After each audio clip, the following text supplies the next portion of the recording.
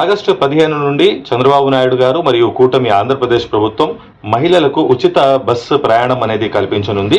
ఈ ఉచిత బస్సు ప్రయాణం అనేది కర్ణాటక మరియు తెలంగాణలో మొదలైంది. అక్కడ చాలా ఛాలెంజెస్ మరియు ఇబ్బందులు అనేది ప్రభుత్వాలు అక్కడ ఫేస్ చేయడం జరిగింది. ఆటో వాళ్ళ ఏదైతే నిరసనలు, వాళ్ళ ఆకలి కేకలు, వారికి కష్టాలు ఉన్నాయి ఉచిత బస్సు పథకం వల్ల అని చెప్పి ఆ నిరసనల తర్వాత అసలు ఆంధ్రప్రదేశ్లో ఈ బస్సు పథకం అనేది చాలా ఇబ్బందిగా మారనుంది. ఎందుకంటే జిల్లాల వరకే పరిమితం అన్నారు. తెలంగాణలో, కర్ణాటకలో రాష్ట్ర వ్యాప్తంగా ఉచితంగా ఉంటే ఆంధ్రప్రదేశ్లో మాత్రం కేవలం జిల్లాల వరకే అంటున్నారు. మరి ఆంధ్రప్రదేశ్లో 13 జిల్లాలు కాస్త 26 జిల్లాలు అయ్యాయి.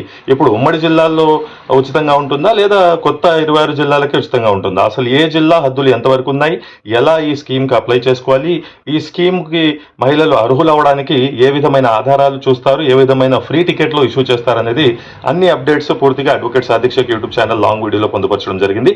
Advocate Sadiq Shaikh YouTube channel like, share, subscribe చేయగలరని కోరుతున్నాను. Thank you.